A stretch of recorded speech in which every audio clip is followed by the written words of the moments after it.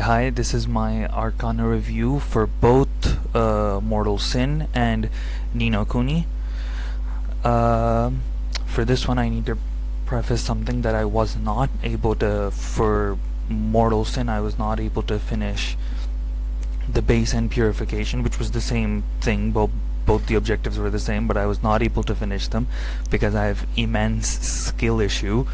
So I wasn't able to get to the part where I needed to for the base slash purification, but I'm still reviewing it because I've played around almost 30 hours, 28.6 hours I've played, so I feel pretty confident that I can give a pretty decent, pretty good review, even though I haven't finished the objectives that were laid out. So what is Mortal Sin? Mortal Sin is a roguelike, is basically a roguelike where you essentially just run around in different areas killing demons. The biggest thing about this game that you can even see on screen now is the visual style of this game is utterly unique. I've never seen this kind of just raw and visceral visual style in almost any game, and usually this game is a pretty big exception because usually I'm not a very big roguelite fan. I don't really like them. I've tried a ton of them, but never really settled on one that I really liked. This is one that I have thoroughly enjoyed playing, and if it wasn't for me just being bad, I would have done the base and purification as well. I just cannot get to them, so that's the main problem. Well, I can get to them, but I just cannot beat the final boss, which is not. There are technically two final bosses in the game. There are four. Let's just begin. There are like 4 areas in the game that you can go and kill enemies, and essentially to get to the final area you have to finish 3 out of 4 of these places. One is a cave, one is the forest, one is a dungeon, and one is basically a pirate ship. You have to finish either of these three in one run to be able to access the final place, which is the Maw of Sin. The boss name, the final boss name, is also the Maw of Sin, so you can access that and then beat him to finish a run. Essentially, that's how you finish a run. So you have to beat 3 of those areas, and you have multiple classes to choose from. You have a lot of classes actually to choose from. Initially you only have one class enabled, which is the Berserker, which is essentially just you being guts with a great sword. So mainly I went with that one throughout my, like, I think I did 40 or 50 runs, something like that. So I don't remember exactly, but I think I did close to like 50-60 runs of it. So there's that. There's also that the Berserker class is probably the easiest to play out of the like 4 or 5 that I tried. He's probably the easiest one to play because it's essentially just you slashing your sword at the enemies. There's no real thing that you need to take care of. The big thing about this game, the other big thing about this game, is that this works on a combo system. So the way you do the way you deal tons of damage is by doing combos, and you can even see on screen that I've pinned a combo there: kick, attack, bash, attack. So if you do those things in succession, it creates a chain of stronger attacks, essentially. Basically what a combo is. So that's how you can deal more damage, because as you go on and as you progress in runs, the enemies get tougher and tougher. So you need to come up with, you not only need to have better equipment to deal with them, you also need to just be better overall at your combos and everything. And the enemy that challenges this the most is the final boss, the one that you get after beating the Maw of Sin. The Maw of Sin is technically the final boss, and you can end a run after that, but there is a final boss, which is Animatic, which is just a big ass head that's in the sky that you have to take down. And for him, you really need to know the game's mechanics inside out.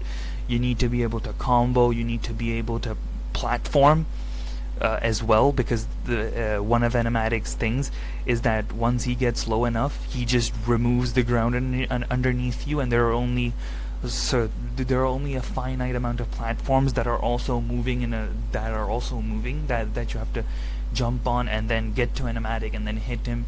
There are also 2 immortal pursuers. They're essentially immortal demons that are continuously chasing after you when that fight is going on.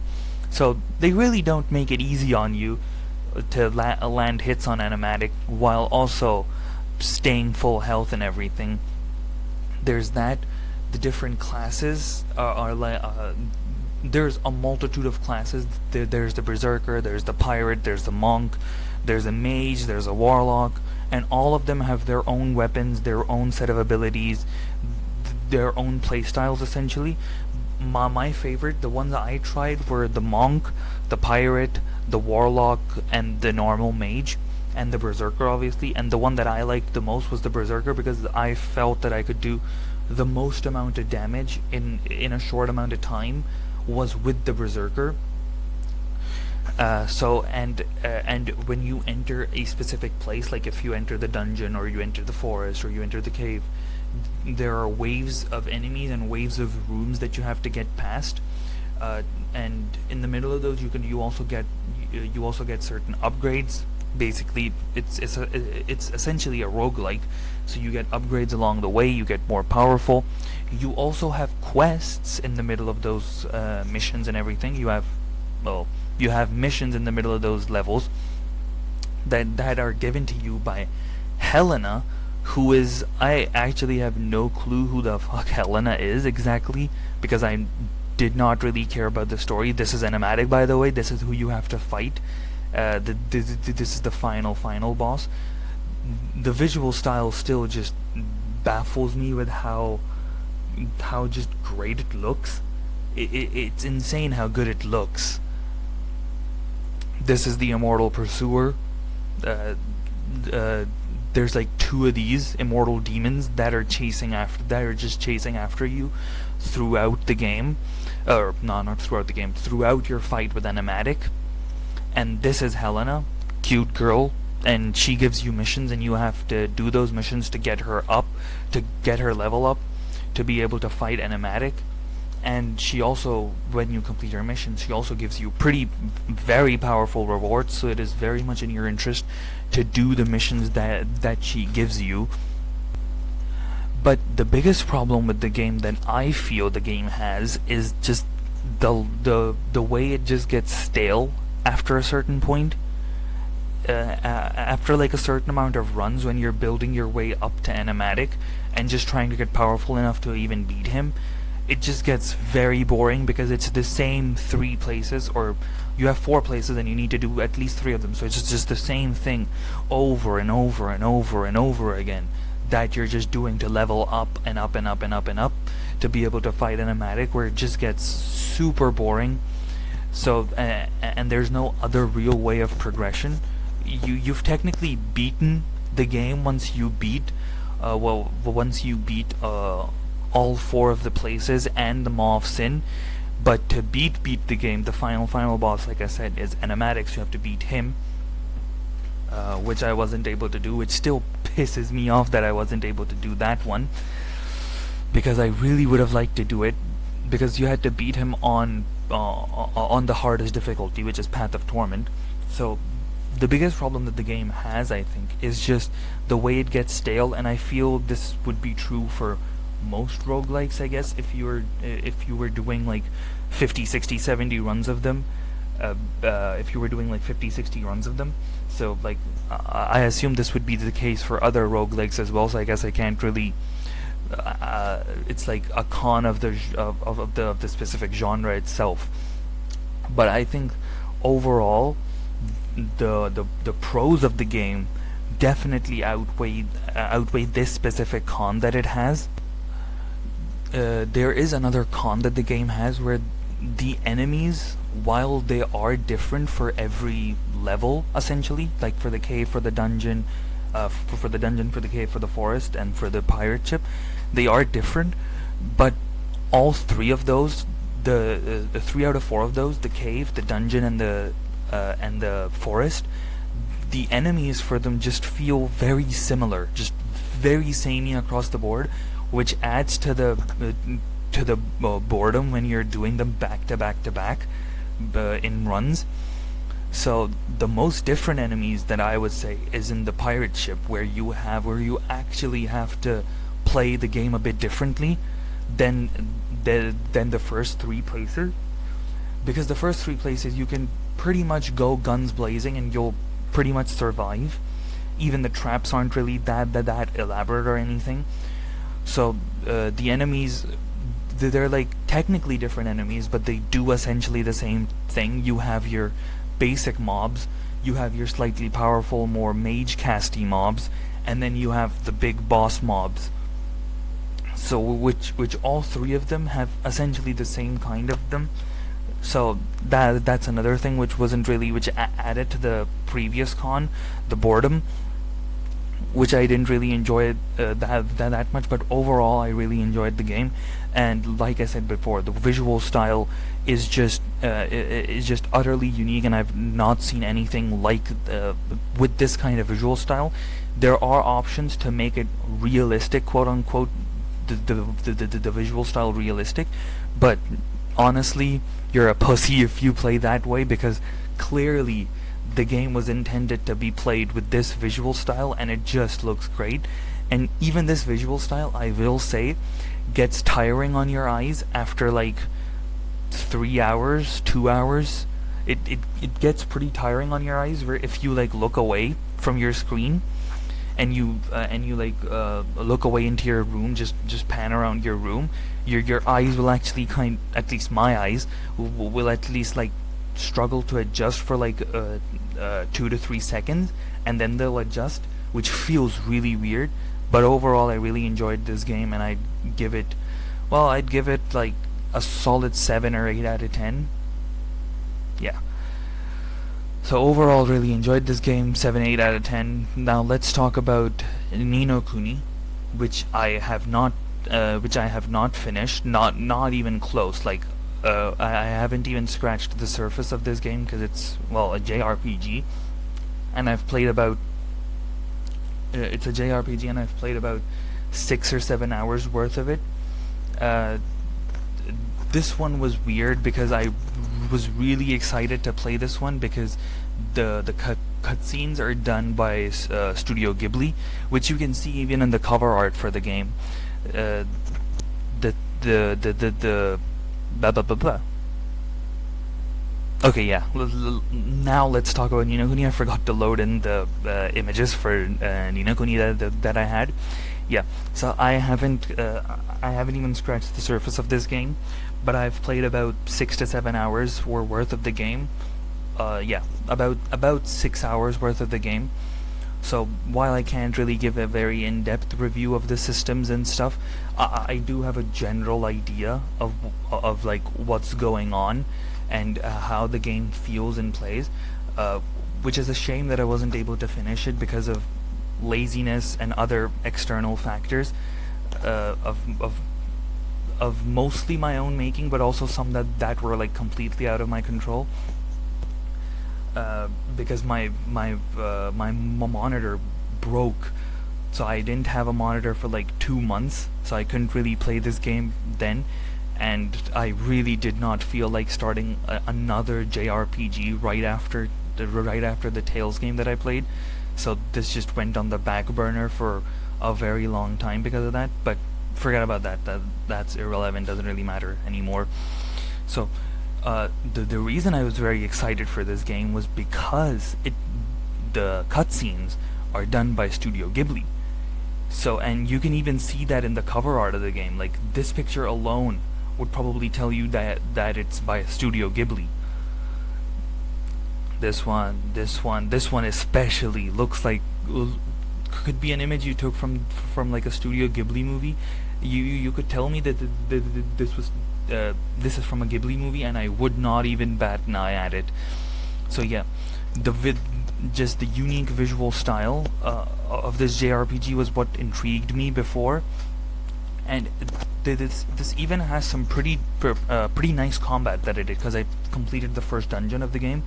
so I'm pretty decently familiar with the combat now. The way that spells are introduced to you are is so good, and is actually pretty unique. The way and even the way that the spells are like on a piece of paper with its own unique symbol, which which isn't usually a given in JRPGs and stuff. You just get access to magic essentially. In this one, you have like symbols. In this one, you can even travel between the fictional world, quote unquote, and the real world where our MC lives. You can travel between them with a spell, which is pretty nice. You can take people's emotions essentially. Persona reference.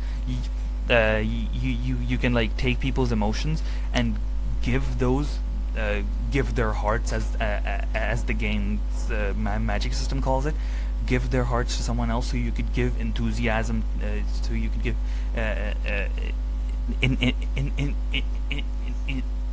so you could give enthusiasm to someone else, or any number of emotions that the game allows you to give to other people or take from other people. There's that. The story for this game is pretty interesting. I wouldn't say, even though the cutscenes are done by Studio Ghibli, it's very clear that it's not really written by them. There are aspects of the story where you can go, that's definitely some influence from that. Definitely some influence that the writers took from Ghibli movies, but it's nowhere near the quality of like a good Studio Ghibli movie, or any Studio Ghibli movie really the ones that I've watched at least. But it's still a very enjoyable it's still a very enjoyable experience, especially because of the art. And I actually surprisingly enjoyed the combat for this game, where usually JRPG combat is nothing special. It's just very supplemental the very supplemental combat, where it's just meant to move the story forward for you. But this one, I actually quite enjoyed it. The concept of having familiars that you can call into battle, and the like real-time / also turn-based combat, which I'm not usually a fan of. Like Ryza has that kind of thing, but I'm not really a fan of that. The Tales games have that. I'm not really a fan of that either. But this one, I feel like in the battlefield, while you're in combat, you have so much freedom and so much mobility that it opens up so many more options for you to do what you want to do in the battle, except instead of being just forced down to use specific things for specific battles. Here as well, obviously there are specific abilities that you should be using against certain opponents, but I don't feel chained down by the environment that I'm in. Being able to move around so freely and in such an open area in battle is pretty unique for me, and I really like that about the game as well. The music in this game as well is really good, especially the like intro music. The music on this screen, on your home screen, is great, but it's also really loud. The first time I opened it, I like physically jumped when I heard the music, because I wasn't expecting it to be that loud. But yeah, the music overall is also really good. I really enjoy it. There isn't really, I guess I could talk about the story a bit. Yeah, the story, till the point that I played it, had that goofy and like lighthearted Ghibli style, and that some other JRPGs have as well. But it's overall a pretty, at least from what I can tell, I don't really know how it ends or anything past the point that I played. But overall, I did enjoy the story up to the point where I played it. The story is a pretty classic hero story. The chosen one is picked, and he does chosen one things. It's a pretty basic story where our protagonist, where the hero Oliver has a pretty cliche backstory that we see, where his mother died, and that's how he really got into the world of magic and everything, the other world. So his mother that died, so he's trying to find a way to resurrect his mother, and on that journey he encounters other people, other circumstances, then a big bad that he has to defeat. It's a pretty classic hero story, so there's nothing really special there. I don't think, at least till the point that I've played it. Again, I can't speak for the whole story because I haven't done the full story, but yeah, overall the time that I spent with it, the like 6 to 7 hours that I spent with it, I really enjoyed. It was a lot of fun, and I will definitely be picking this game back up once once I'm actually in the mood to play another JRPG, because because I did Tales of Berseria before this, so like doing, and I had done another JRPG before that, so like doing 2-3 JRPGs back to back to back was not a great idea. So I just was not in the mood to just sit through dialogue and not great combat, and I wanted something that was a bit that wasn't a JRPG. So I decided to play other games that were more combat heavy than story heavy, and this is definitely, even though I enjoy the combat, this is definitely a very story heavy game. Like, there's already been like, what, I think 7-8 cutscenes already, and like other story elements, so it's very story heavy. But I will definitely be picking this back up, and I will be writing a full proper review once I do finish it. Thank you, and I am really sorry that I wasn't able to particularly finish this. I really wanted to. I'm sorry that I wasn't able to finish it. Very, very sorry that I wasn't able to finish it. For Mortal Sin, I like can't fix my skill issue for that game. Like, I legitimately just cannot beat that game, beat the final boss of that game, so I really can't do that one. But this one was just very much my fault, plus some unavoidable circumstances that I had with my monitor and PC overall.